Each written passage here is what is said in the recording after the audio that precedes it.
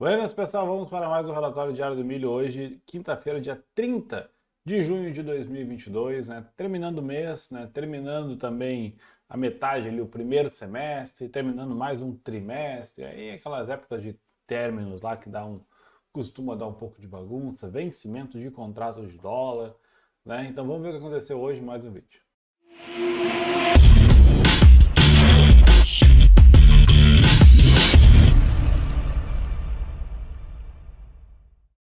Se você é novo aqui no canal, considere se inscrever aqui embaixo, ativa o sininho, ativa as notificações para receber os vídeos sempre de forma rápida, use os comentários para enviar suas dúvidas, sugestões, isso é muito bacana, faz com que a gente alcance cada vez mais pessoas, né? E, bom, tem aqui o grupo Telegram liberado, gratuito, todo mundo pode entrar, é uma comunidade que a gente está sempre falando lá e todo mundo se ajuda, então isso é uma coisa legal. E também tem o meu Instagram, ccmfutcher no cantinho, tá bom? Bom, vamos mudar de tela aqui e vamos direto ao assunto. Eu vou tentar gravar um vídeo um pouco mais rápido hoje, porque a gente já está estourado no tempo aqui, né? Bom, Ibovespa caindo hoje 1,08, tivemos o dólar subindo 1,29 na troca de contrato do N para o Q, né? Milho fechando ali com 0,01 de queda, sendo que no último minuto, ou melhor, na última meia hora, vamos dizer assim, o milho subiu com bastante força ali, estava caindo até relativamente bem, voltou um pouquinho, né? O café subindo 1,74, a soja caindo ali 1,35 e o boi 0,15 de queda. Lá fora, deixa eu olhar rapidinho aqui, o mundo inteiro caiu, né? Então, SPI, Dow Jones e Nasdaq em queda, também os mercados emergentes em queda, a Europa toda em queda, o Fed apertando cada vez mais, e toda aquela história que a gente já conhece bastante. O dólar index caiu 0,37, então caiu bastante o índice da moeda americana, né?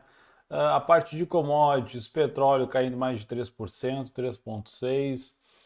O milho caindo, deixa eu ver aqui, ele teve mudança de contrato aqui, ficou distorcido, não caiu 18% nem a pau, depois eu vou ajustar isso aqui.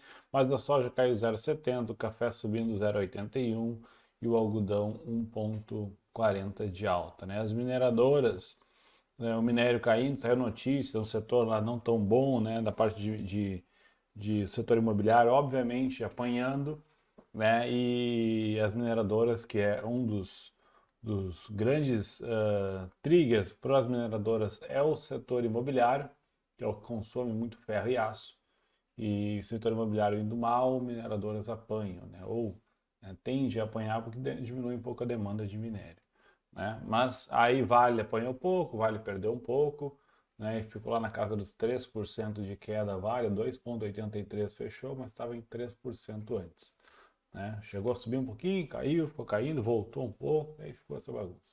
Tá bom? Bom, vamos lá. Deixa eu falar de milho aqui. Vou botar o CC1000, é o contrato que estava mesmo, que é o contrato atual. Onde é que está o milho? 87,29, então hoje ele caiu aqui, ó, se eu botar nos 60 minutos, só que eu falei no início do vídeo, né? Ele abriu aqui, então abriu hoje, chegou a subir um pouco hoje aqui, veio aqui nos 88 e pouco, depois virou para baixo, rompeu o fundo e foi embora. E na última, eu falei na última meia hora, mas foi na última hora que ele subiu com mais força, que chegou a subir um ponto aqui, né, nas últimas 2 horas aqui, bateu lá nos 87, nessa região de fundo, mais ou menos por aqui. Bom, e agora? O que a gente vai fazer? Eu estou vendido ainda, né? Se eu botar aqui no gráfico diário, aqui está o ponto da minha venda. Nessa região aqui, 93,04 mais ou menos, eu vendi. Está dando aí 5 pontos e pouco essa operação, né? 5,7. Eu vou olhar o after aqui, como é que ele foi, nada a ver. Então, o que eu estou fazendo? Que eu estou de olho aqui, enquanto ele não voltar, ou enquanto ele não marcar uma região de fundo, enquanto não entrar o volume de compra, que eu vou seguir vendido. Simples, né? Sem muito rodeio aqui. Essa região aqui de baixo, eu comentei isso aqui várias vezes, né? Que ele poderia apanhar aqui, primeiramente, mas passou, beleza. E essa região aqui de baixo também é uma região que pode apanhar bastante. Então aqui entre 85 e pouco, né? 85 e alto, e aqui onde ele está agora 87, 88, esses 3 pontos aqui pode ser um ponto de briga, uma região de briga muito forte. Então quem está com um lucro bacana, quem está bem posicionado, né, já pode reduzir um pouco na mão. Eu até confesso que errei aqui, eu poderia ter reduzido um pouco da mão aqui, mas acabei não fazendo isso, né? Mas aqui deveria ter reduzido um pouco da mão, porque chega naquela hora em que eu falo, né? Que aqui nesse ponto, considerando essa região aqui como possível alvo, eu tenho muito mais a perder do que a ganhar. Eu vendi aqui em cima. Então, qualquer coisa que voltar aqui, eu já estou com um lucro bacana. Então, eu tenho muito mais a perder deixando voltar do que a ganhar aqui. Porque aqui vai ter o quê? 2, 3 pontos, né? Nem isso, né? Uns 2 pontos e pouco, talvez 3 pontos aqui para chegar numa região aqui de um fundo, de fato. E para voltar aqui, pode voltar 5 até o meu minha entrada, ou até aqui voltar pelo menos aqui uns 4 pontos aqui até uma média e um fundo anterior. Então eu tenho mais o que perder do que ganhar. E aí é nesse momento em que eu procuro, né, ficar um pouco mais, não digo medroso, mas um pouco mais propício a encerrar uma posição, propício a encerrar quase toda a posição ou algo do tipo. Então, poderia ter feito isso hoje, não fiz, mas se amanhã, de repente, dependendo de como é que o mercado vai se comportar, pode ser que eu encerre a posição e espere voltar um pouco, se é que vai voltar, né?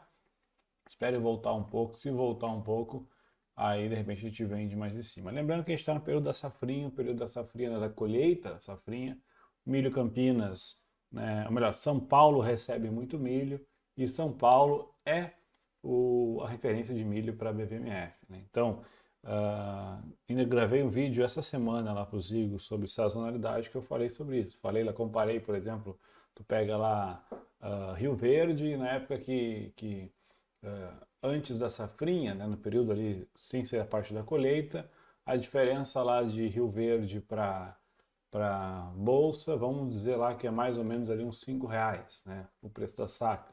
Então a gente trabalha com esse basis. Só que chega na época é 5 para baixo, caso menos 5, né? Rio Verde é R$ 5 mais barato. E quando chega na época da safrinha, cai bastante o preço do milho São Paulo, muitas vezes, porque São Paulo recebe muito milho da safrinha, então a bolsa acaba caindo, né? E cai bastante milho lá.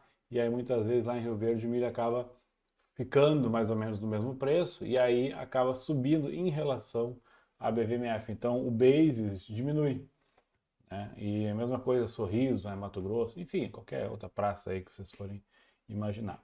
Então eu estava gravando exatamente sobre isso. Então tem que ficar atento a isso. E nesse período, pela sazonalidade do milho, né, a gente sabe muito bem que a sazonalidade dele costuma ser algo mais ou menos assim, ó. Mais ou menos aqui assim. Considera aqui início do ano, meio do ano essa região aqui e final do ano essa região aqui. E aí é um ciclo que se repete, né? Então bota aqui início e fim, né? Então aqui é um ciclo que se repete e vira quase que uma senoidal. É óbvio que nem sempre vai acontecer isso, é óbvio que nem sempre vai ser exatamente assim. Mas o que eu quero falar o que é que aqui nesse período do meio do ano, que é o período de colheita safrinha, o milho tende a fazer fundos, tende a cair com bastante força e ficar um pouco mais baixo aqui. E depois, muitas vezes, na época do plantio da safra, mais adiante um pouco, depois do término da colheita, começa a subir um pouco o preço aqui, porque aí atrasa a colheita, tudo mais lá, e vai atrasando, né? Mas, enfim, até lá o plantio da próxima safrinha, que vai ser lá em fevereiro, março do próximo ano, né? Então, assim, isso aqui não é uma lei, não é uma regra. Então, não é, vou vender milho, vou sempre vender milho em fevereiro, março, né? Quando eu estiver plantando lá, e vou colher milho na safrinha. Ou melhor, né, planta a safrinha, vende milho, colhe a safrinha, compra milho. Né? Porque eu vou ganhar daqui até aqui. Não é bem assim que funciona. Tem anos, por exemplo, 2020, que o milho subiu o ano inteiro, fez uma semaninha de queda aqui. Então tem que tomar muito cuidado. A sazonalidade é bom para a gente se localizar, saber onde que está no tempo, né? Saber que período que nós estamos, o que que acontece nesse período geralmente. Eu não vou chegar, por exemplo, agora aqui em julho, agosto, né, mês que vem ou no outro mês, e querer fazer uma posição num contrato de milho, né, vender milho aqui no meio do ano, achando que ele vai corrigir até aqui mais um monte para baixo aqui ainda, sendo que eu já estou lá em julho e agosto, sendo que provavelmente pode ser que ele suba um pouco a partir dali, né? Então a gente tem que ficar de olho nesse movimento, e por isso que é bom ter uma noção aonde que está a sazonalidade. Operar só por ela é perigoso, operar sem saber onde é que está, né, na sazonalidade também não é bom, né? E quando consegue alinhar os dois juntos aí fica melhor ainda. Tá bom? Bom, então mais ou menos para isso. Sigo vendido, vamos ver até onde é que vai. O boi, corrigindo um pouquinho também, ó, fechou abaixo daquela média lá, tá em linha aqui nessa região. Então, o que seria bom? Que se a gente fosse vender, por exemplo, seria bom o quê? Que amanhã ele subisse, né? Sexta-feira fechasse aqui, próximo a essa região aqui dessa média, aí a gente colocaria lá no gráfico semanal e vamos esperar a próxima barra, né? Deixa um paviozinho aqui e espera a próxima barra. E aí se a próxima barra começar a negociar e querer fazer força aqui para baixo, perder esse fundo, aí pode ser que entre um pouco mais de volume aqui, ele queira corrigir um pouquinho mais. Pode ser que isso aconteça. Se vai acontecer, não sei. O estocástico já está quase lá embaixo, né, no diário, por quê? Porque ele está lateral. Ele foi, está caindo aqui devagarinho, aí a média chegou lá, mas isso aqui tudo também distorce muito, isso aqui foi troca de contrato. Foi que nem o milho hoje. Olhar lá no TradingView, por exemplo, o milho está dando.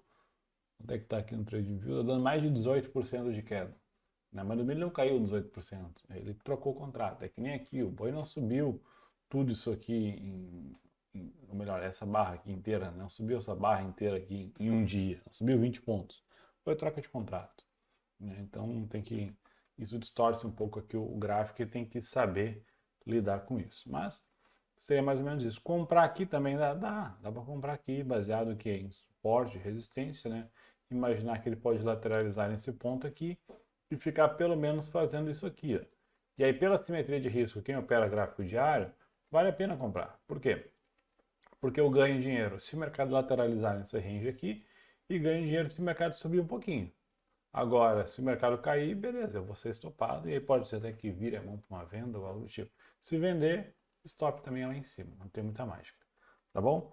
O café, né, usa lá, vai lá e bota a previsão de geada e tudo mais, aí o café dá uma acordada, né? Então ele está aqui bem lateral, então não preciso nem mexer nas marcações que eu tinha feito acho que essa semana ainda. E não mudou nada o café, então ele está totalmente lateral e fica ruim de operar nesse período. O café, é bom se posicionar no café é em fevereiro, março, mais ou menos por ali, já imaginando, né, estudando e pesquisando o que pode acontecer lá no meio do ano com questões se pode ter geada, pode não ter geada, como é que vai estar o frio lá naquele período, se pode chegar lá nas regiões cafeeiras, nos cafezais ou não. E obviamente que tudo é muito achismo, estuda, obviamente tem estatística, mas é muito achismo. E aí, quando se faz isso, aí se monta a posição num período bem antes, e aí provavelmente a posição fica com custo-benefício interessante. O que vai acontecer? Se tiver geada, né, se chegar lá julho, agosto e tiver geada ou algo do tipo, um dia antes, quando sai a notícia, o café vai lá e sobe 15 pontos no mesmo dia, no dia seguinte vai ser que nem aqui, ó. Vai ser que nem isso aqui. O café vai lá e dá um tiro para cima aqui em poucos dias. Aí dá 3, 4 dias ele dá outro tiro para baixo aqui. Aí aqui alguns ganham dinheiro, os outros se apavoram. E aqui também alguns ganham dinheiro e outros se apavoram aqui. Então, isso aqui é notícia, o que notícia faz. Né? E quem ganha dinheiro aqui é quem está posicionado há bastante tempo já, que aí tem tranquilidade, tem bagagem para, tem a gordurinha para queimar ali que já ganhou, né, para tentar ver se vale a pena ficar, sair, enfim. Né? É aquela famosa frase: o mercado antecipa o fato e realiza no ato. Então, quando acha que sai a notícia que vai ter geada semana que vem, o mercado explode para cima. Explode para cima, todo mundo pensa o quê? Vai subir, então eu vou comprar porque vai subir. Aí o mercado acontece o quê? Sobe. Aí quando acontece a geada, só pode ser ainda que dê uma mexida para cima e para baixo, mas o pessoal já começa, beleza, passou a geada, agora vai cair esse troço, vamos vender. Aí o pessoal vende e cai de fato. Então, isso é comum, né? Então, o mercado antecipa o fato e realiza no ato. Sempre lembre disso. E aí o café está aqui, no meio do caminho, calmo, quieto na dele. E a mesma coisa que eu falei ontem, eu tenho espaço para romper para cima e vir testar topo, ou brigar nessa média aqui e vir testar esse fundo. Os dois funcionariam tranquilamente. Tá bom? Soja. Ó, foi lá na média, voltou, né? Espaço para venda que tem, perdendo esse fundo aqui, dá para vender essa barra, com stop acima dela, é óbvio que o stop ideal seria aqui em cima, vir testar esse fundo e se romper já está posicionado na venda. Mas aqui, ó, é exatamente a mesma coisa do café. Né? Tá mais bonito ali porque fez uma barrinha bem na média? Sim, mas se eu traçar uma região aqui e uma região aqui, mais ou menos, né? E essa linha aqui, onde está mesmo? Onde é que a soja está? Bem no meio do caminho. Então, o meio do caminho a gente sabe muito bem que pode ser uma região para ele bater e voltar, espelhar, né? Ao contrário do que estava acontecendo antes, no caso estava subindo, espelhar para baixo, ou até mesmo aqui, fazer um pivôzinho e subir e vir testar aqui em cima. Então, assim, vender aqui, dá. Stop ideal é onde? Lá em cima. Se eu vender com stop aqui, ele pode ir lá em cima, buscar o stop, testar topo e voltar. E aí eu fico chupando o dedo e bravo. Né? Então, quem for vender tem que botar stop lá em cima. E aí, se chegar aqui e bater no stop, tem que ser stopado. Pronto, acabou, não tem mágica. Né? E aí, se chegar aqui embaixo, mesma coisa, dá para comprar e com stop aqui em simetria de risco, stop aqui embaixo, né? Embaixo de algum fundo aqui com uma folguinha, aí fica interessante também. O meio do caminho é sempre complicado, mas dá. Dá para botar stop aqui? Dá. O risco aumenta bastante, a chance de ser estopado aumenta bastante. Né? Aí poderia imaginar isso aqui, ó. Isso aqui, e aí isso aqui. Beleza. Né? Então, mas a mesma pessoa poderia imaginar isso aqui também. E aí? Então, quando está no meio da rua, tem espaço para ir para os dois lados, aí fica complicado. Claro que a simetria de risco num gráfico mensal, num gráfico semanal, né, se a gente olhar, ele tem espaço, né, para cair aqui tranquilamente. Ó, ele tenta romper lá, não consegue. Né, então, se ele perdesse essa barra aqui dessa semana, poderia abrir espaço para uma queda maior. Sim, mas aí é outra história também. Né? Então, quem vai operar gráfico semanal, aí já fica um pouco mais interessante. O gráfico diário lá já está um pouco difícil. E o problema da soja no Brasil é sempre a liquidez. É horrível, os spreads aqui é horrível. Né? O dólar, o que eu fiz hoje? O dólar eu estava posicionado no WDON com um contratinho, né, no swing trade. Está aqui. Ó. Eu estava posicionado, vendido em algum lugar aqui desses day trade que eu não me lembro qual. Estava posicionado lá. Aí o que eu fiz hoje? Fiz uma rolagem, a rolagem mais simples que existe. Vim aqui em algum momento do dia, comprei a mercado, né? Deu ali ó, R$ 80 de lucro até a hora de parou de negociar. Comprei a mercado e depois fui lá no WDOQ, um contratinho com a mesma posição, vendi a mercado. Ainda estou tomando aí ó, um, um calor de quase 300 pila. Tá bom, o stop está acima do topo aqui, tem espaço para ir. Pode ser que amanhã eu seja estopado. Sexta-feira é dia de ser estopado, é um dia bom para isso. Né? E olha aqui, ó, exatamente o que eu faço. Ó. Eu fiz ali uma venda, né? Aí depois eu peguei, que é aquilo que eu sempre faço. Vou lá e pego aqui, faço uma venda aqui na minha conta normal, depois eu vou lá, boto no simulador e faço uma venda em cima. Aqui pegou um spread quase igual aqui, não. Estou até pior posicionado no simulador do que no real aqui por R$ 15, né? Mas por que eu faço isso? Porque essa porcaria da sua corretora não carrega custódia. Então amanhã, por exemplo, quando eu abrir aqui, não vai aparecer essa minha conta normal, vai aparecer só a conta demo aqui, porque é essa aqui que sempre carrega custódia, porque é da corretora. E se eu abrir lá o Profit Pro do BTG, que eu uso também, por exemplo, vai estar a mesma coisa lá. Então eu consigo acompanhar de qualquer corretora, né, desde que seja no Profit Chart, independente da versão do Profit Chart. Então eu costumo fazer isso muitas vezes, porque no meu notebook, por exemplo, eu tenho só o Profit Pro. Então, às vezes eu tenho que fazer alguma coisa, sair ou coisa do tipo, eu acompanho por lá também, né? Então, esse é o ruim. Eu tenho que mudar a custódia, eu fico enrolando, eu quero sair faz tempo e fico enrolando, não sai. Mas é só por isso que eu faço isso. Então, tá aqui exatamente o exemplo. Mas, enfim, né? É isso que eu tô falando, né? O dólar, se eu botar aqui no Dolfut, por que eu vendi dólar? Eita. Por que eu vendi dólar? Eu vendi dólar pelo ponto onde ele estava, uma região de briga aqui, uma simetria de risco interessante. A gente tem até aqui um estocástico sobrecomprado, toda aquela história, é um ponto interessante para dólar, para venda aqui nesse momento. Claro, o cenário macro é de o mercado vai cair, é recessão, é a questão dos combustíveis, Petrobras, é presidente de banco se demitindo, né? Toda aquela história. Então isso aí é uma volatilidade gigantesca, é período pré-eleição, então a gente não sabe nem o que vai acontecer amanhã de manhã, às 9 horas, a hora que abrir.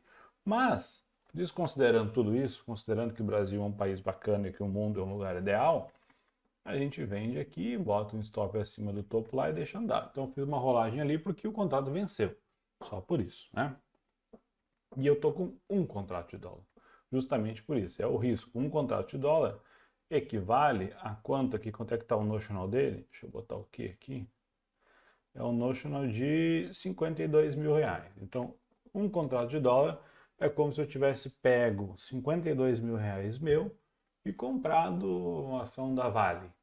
Né? E eu que subi, eu valorizo, o que cair, eu valorizo. Então, é 52 mil. Se eu botar aqui, por exemplo, uma mão de dólar que eu opero, 5 no day trade, eu estou operando aí 264 mil reais, considerando o preço do dólar hoje.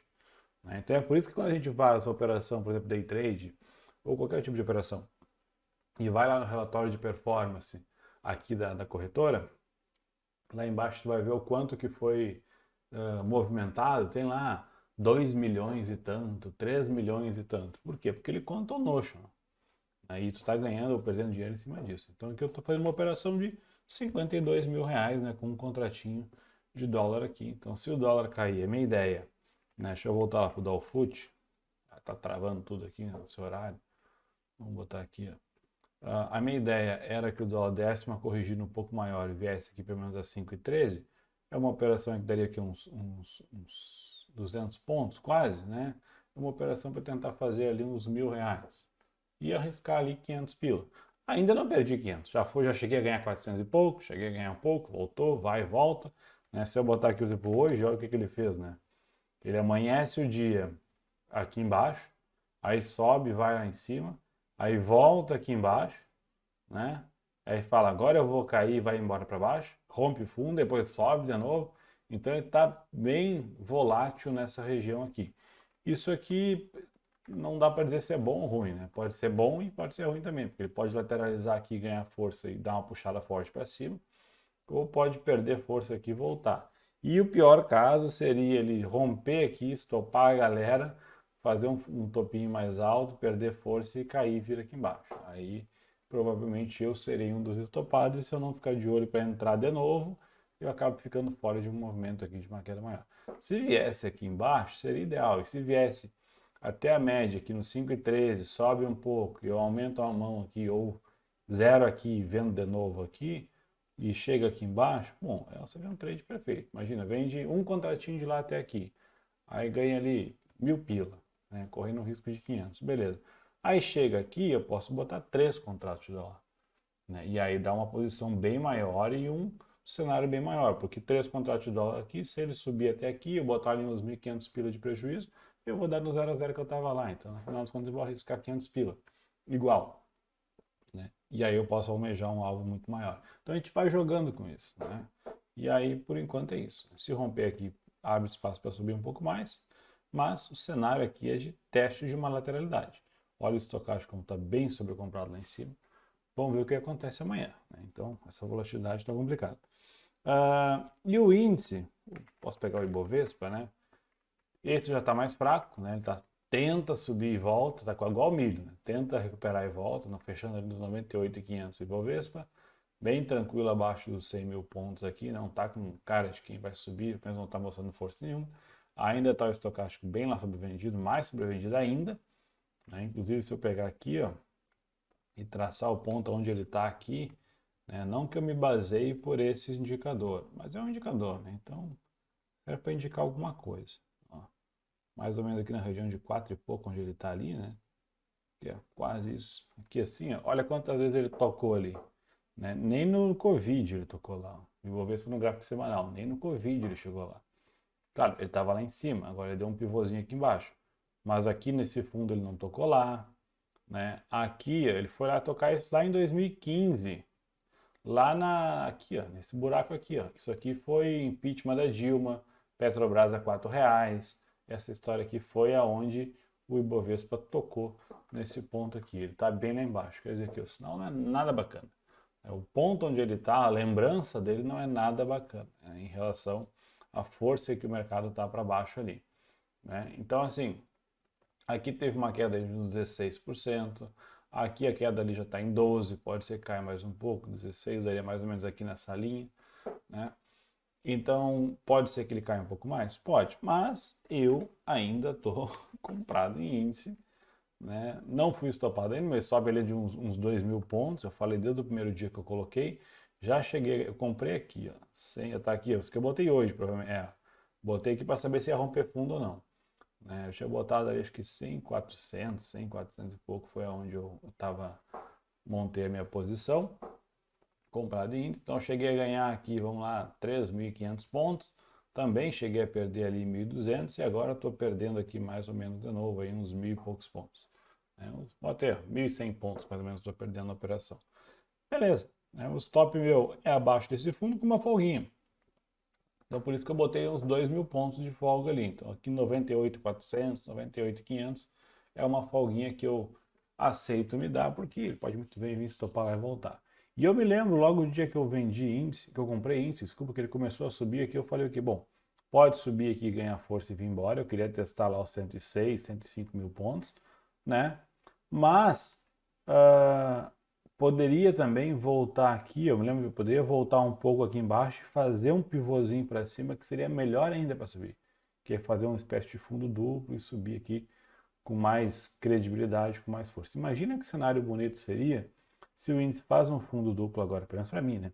Se ele faz um fundo duplo aqui, sobe, e aí vai lá nos 110 mil pontos, aí inclusive aqui se ele começa a subir eu posso aumentar a mão, né? E aí fazer um swing trade melhor ainda, né? Já estou com uma mão maior do que o dólar, estou com mais de um contrato, e aí no mesmo instante o dólar, se eu botar aqui no Dow Foot, cadê o Dow Foot que estava aqui subindo? Se eu botar o Dow Foot aqui, o dólar no mesmo instante aqui no gráfico semanal dá uma escorregada, volta e escorrega aqui até os R$ 5, por exemplo. Seria um cenário muito hipotético? Seria um cenário muito hipotético. Seria eu querer que isso acontecesse para eu ficar feliz? Sim. Que aí eu teria 3 operações de swing trade na sequência, as 3 com contrato futuro, uma de milho, uma de dólar e uma de índice, as 3 que dariam certo, né? Por enquanto, a operação de milho, só ela já se paga o stop do índice se eu for estopado amanhã e paga o stop do dólar se eu for estopado amanhã. Então, ainda assim, sai no lucro. É isso que eu sempre falo. Eu estou com 3 operações abertas em contratos futuros. Se eu pegar um notional delas, vai dar grande, né? Só que se eu perder 2 das 3, eu ainda estou no lucro, né? Ainda mais agora que o milho praticamente eu não vou deixar voltar. Então, se eu perder 2 das 3 operações, eu ainda estou no lucro. Então, isso que é o gerenciamento de risco bacana. Eu vou ter 3 operações, eu posso ficar em vermelho em 2 e em uma em verde.